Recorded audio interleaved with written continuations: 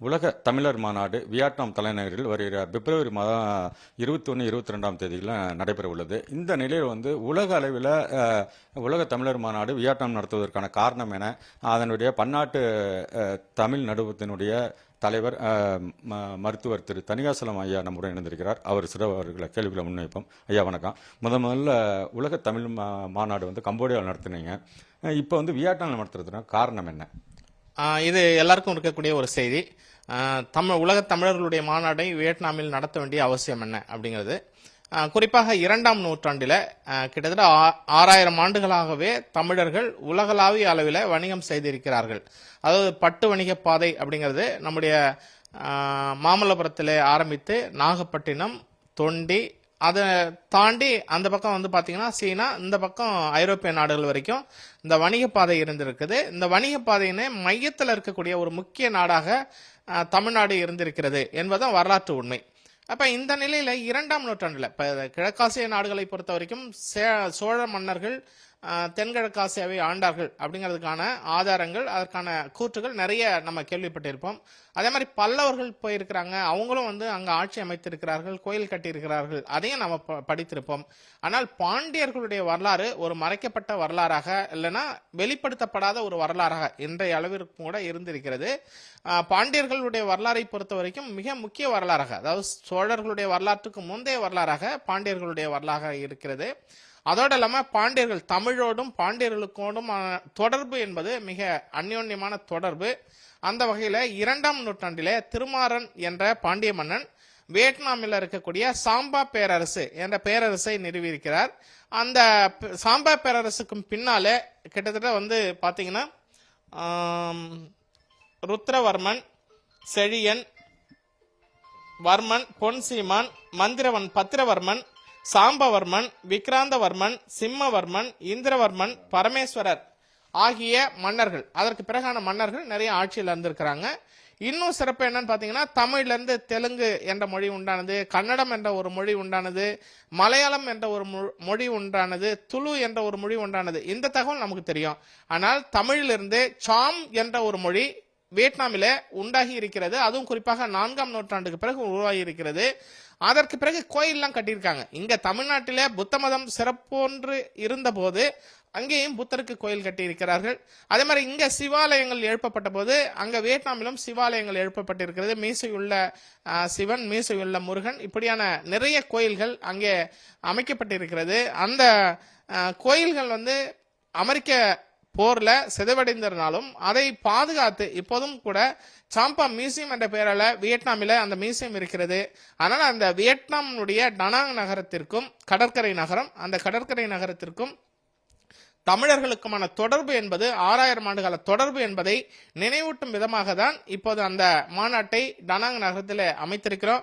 இங்க நம்முடைய சோழ பாண்டிய நாட்டில ஆதிச்சநல்லூர் எப்படி 2500 ஆண்டுகளுக்கு முற்பட்ட முதுமக்கள் தாழி கண்டெடுக்கப்பட்டிருக்கிறதோ, இதை போன்ற ஒரு நிகழ்வு உலகத்திலே வியட்நாமில் தான் கண்டெடுக்கிறாங்க. அங்கேயும் முதுமக்கள் தாழி கண்டெடுக்கிறார்கள்.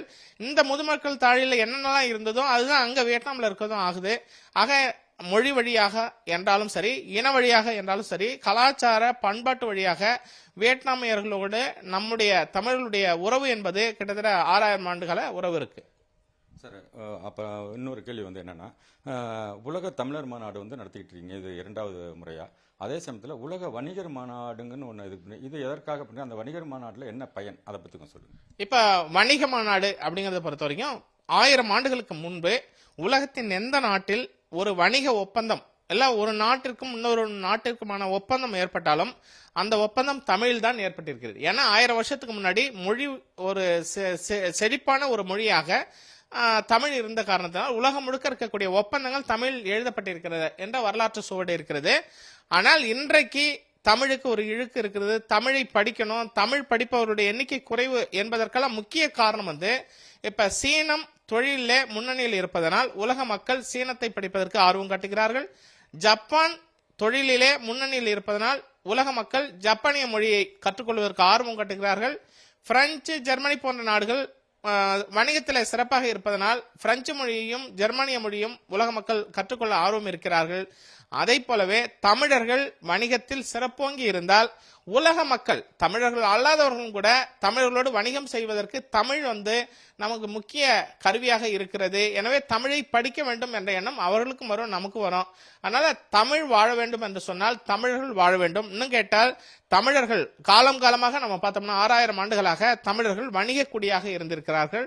உலகம் முழுக்க வணிகம் செய்தவர்கள் தமிழர்களாக இருந்திருக்கிறார்கள். அந்த வகையில் மீண்டும் தமிழர்களை வணிக குடிகளாக மாற்றுவது, அதன் ஒரு வழியாக இந்த உலக தமிழர் மாநாடு வியட்நாமிலே 60 நாடுகளிலிருந்து பார்வையாளர்கள், பங்கேற்பாளர்கள் கலந்து கொள்ள இருக்கிறார்கள்.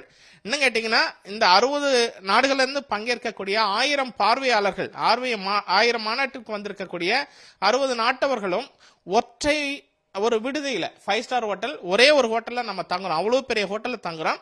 அதே மாதிரி 1000 பேரும் ஒன்றாக பிரேக்ஃபாஸ்ட் சாப்பிட்றோம். 1000 பேர் மதிய உணவு ஒன்றா சாப்பிட்றோம். 1000 பேர் இரவு உணவு ஒன்றாக சாப்பிட்றோம். இப்ப நம்ம ஊர்ல கல்யாணம்னா கூட முன்னாடி எல்லாம் 3 நாள் சொந்தக்காரங்க வீட்டுல இருந்து சாப்பிட்டுட்டு கல்யாணம் பண்ணிட்டு போன காலங்கள் உண்டு.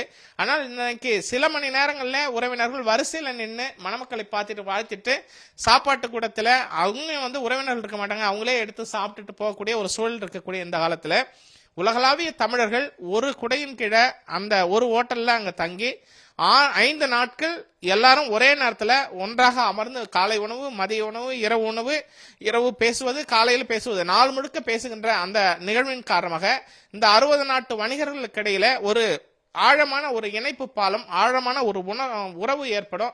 அந்த உறவின் பார்ப்பட்டு இந்த தமிழ்நாட்டில் மட்டும் கிளைபரப்பி இருக்கக்கூடிய ஒரு கருப்பட்டு காஃபியா இருக்கட்டும், ஒரு பிரியாணி கடையா இருக்கட்டும், உலகளாவிய ஒரு கடையா, இப்ப எப்படி சீன உணவகம், தாய்லாந்து உணவகங்கள் உலகம் முழுக்க போச்சோ அதே மாதிரி தமிழர்களுடைய உணவு வணிகம் உலகம் முழுக்க போவது.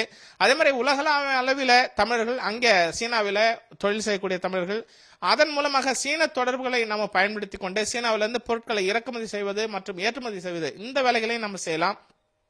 அதே மாதிரி நிறைய மருத்துவர்கள் அங்க வராங்க. ஏன்னா உலகளாவிய அளவில் தமிழர்களுடைய மூலிகை மருத்துவத்திற்கு மிகப்பெரிய வரவேற்பு இன்னைக்கு இருக்கிறது. சீனாவிலிருந்து ஒரு நிறுவனம் அந்த வியட்நாம் மாநாட்டிற்கு தமிழ் மருத்துவத்தை சீனாவிற்கு கொண்டு செல்வதற்கான ஒரு ஒப்பந்தத்தை அந்த மாநாட்டில் கைச்சாத்திட இருக்கிறார்கள். இப்படி உலகம் முழுக்க இருக்கக்கூடிய தமிழர்கள், அதுவும் குறிப்பாக வணிகம் செய்யக்கூடிய தமிழர்களை ஒருவருக்கு ஒருவர் தொடர்பை ஏற்படுத்துவதன் மூலமாக இவர்களுடைய வணிகத்தை மீண்டும் அடுத்த நிலைக்கு கொண்டு செல்வது என்ற ஒரு உன்னத நோக்கத்தோடும், இந்த வணிகம் வளர்ந்தால்தான் தமிழ் வாழும், தமிழ் வளரும் என்ற நோக்கத்திற்காகவும் தான் இந்த உலகத்தமிழர் மாநாடோடு உலகத்தமிழர் வணிக மாநாட்டையும் சேர்த்து நடத்துகிறோம். உங்களுடைய பொன்னான நேரத்தில் இந்த உலக தமிழர் மாநாடு குறித்து ஜெயா தொலைக்காட்சி பிரத்யேக பீடத்துக்கு மிக்க நன்றி சார். அதாவது கம்போடியா நாட்டில் உலகத்திலே மிகப்பெரிய ஒரு அங்கோவார் கோயில் உள்ளது. அந்த சியாம்னெப் நகரில் உலக தமிழர் ஒருங்கிணைப்பு மாநாடு அப்போ 2018 நடத்துனாங்க. இப்போ 2வது உலக தமிழர் மாநாடு தமிழோடு சேர்த்து தமிழர்களுடைய வணிகத்தையும் ஒன்றிணைக்கும் வகையில் இந்த மாநாடு நடைபெற உள்ளது. வியட்நாமில் நடைபெறுவது தமிழர்களுக்கும் வியட்நாம் நாட்டிற்கும் உள்ள தொடர்பை விளக்கிய நிலையில் இந்த மாநாடு பிப்ரவரி மாதம் 21, 22 ஆகிய தேதியில் நடைபெறும். இந்த மாநாட்டில் உலகத்தில் உள்ள பல்வேறு பகுதிகளிலிருந்து தொழிலதிபர்கள், அரசியல் பிரமுகர்கள், தமிழ் ஆர்வலர்கள் என பலர் கலந்து கொள்ளும் நிலையில் இந்த மாநாடு வெற்றி பெற நாமும் வாழ்த்துவோம். உலகத் தமிழர்கள் ஒன்றிணைவதை நாமும் நேரடியாக சென்று காண்போம் என்பதுதான் இங்குள்ள தமிழர்களுக்கு அவர் விடுக்கும் செய்தியாக உள்ளது.